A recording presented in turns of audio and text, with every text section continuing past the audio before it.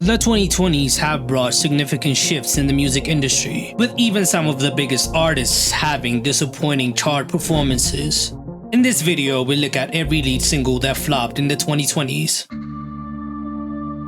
Yummy by Justin Bieber.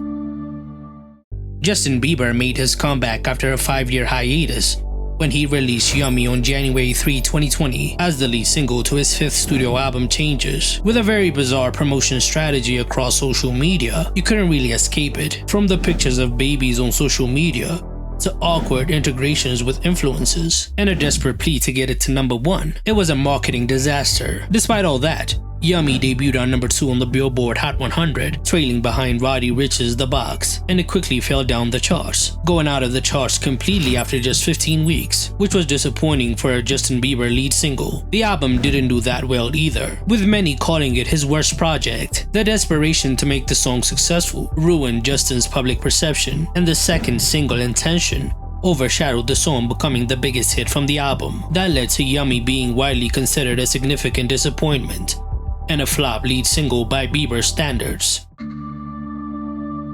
Back Home by Trey Songz. Trey Songz, a consistent hitmaker in R&B since the mid-2000s, announced his 8th studio album Back Home at the height of the pandemic, featuring Summer Walker.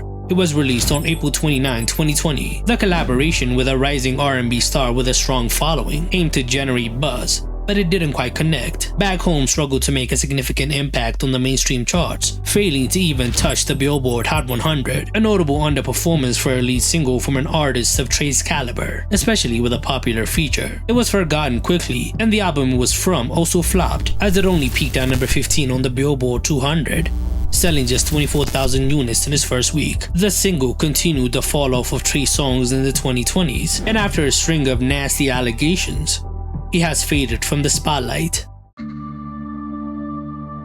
Skin of My Teeth by Demi Lovato.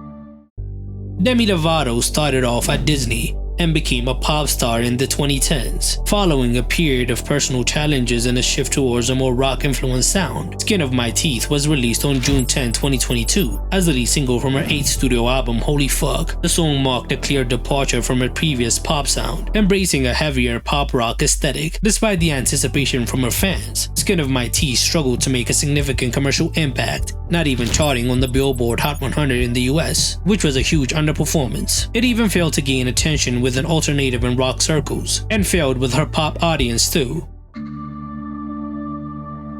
Feel Like Shit by Tate McRae.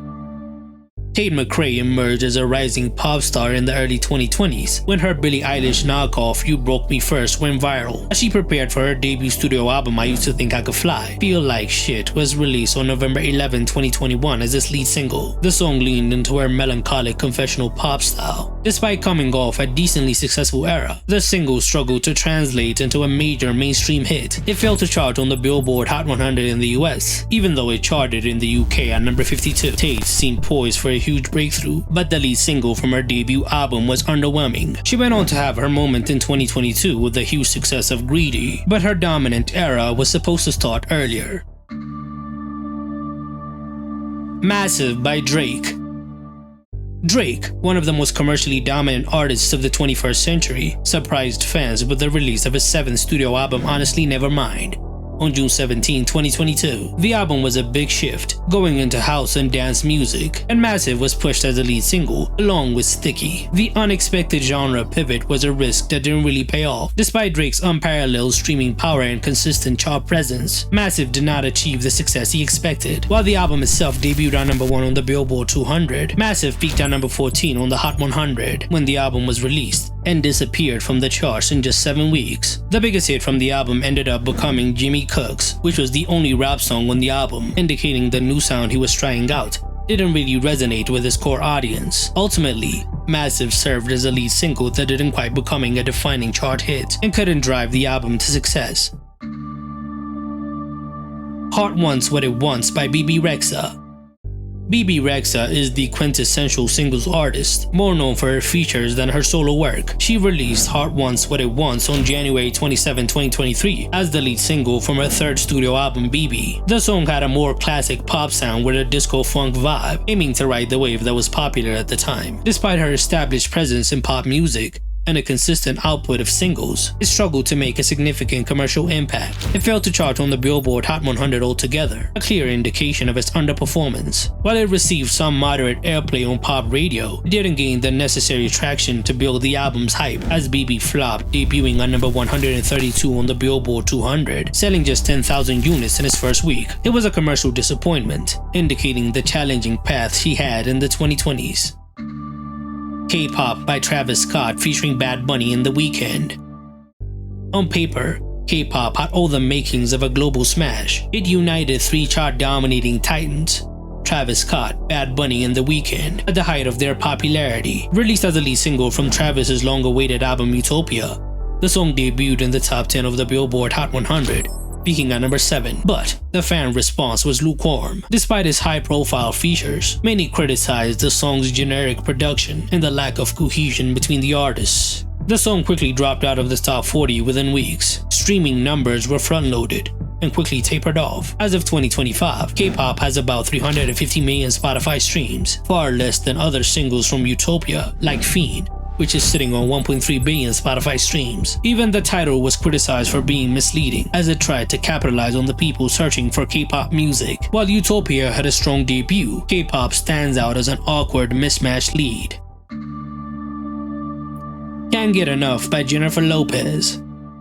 Jennifer Lopez made a heavily publicized return to music in 2024 with This Is Me Now, a sequel to her 2022 album This Is Me Then. The campaign kicked off with Can't Get Enough, a mid-tempo romantic pop, while the project was tied to a big-budget visual film and a deep narrative about love and growth. The music struggled to resonate. The song didn't even chart on the Billboard Hot 100, as it failed to gain traction on radio and streaming platforms. It is still sitting on 11 million streams on Spotify to date, underperforming considering her legacy. Even with performances on major platforms like SNL, it couldn't save it from fading into obscurity.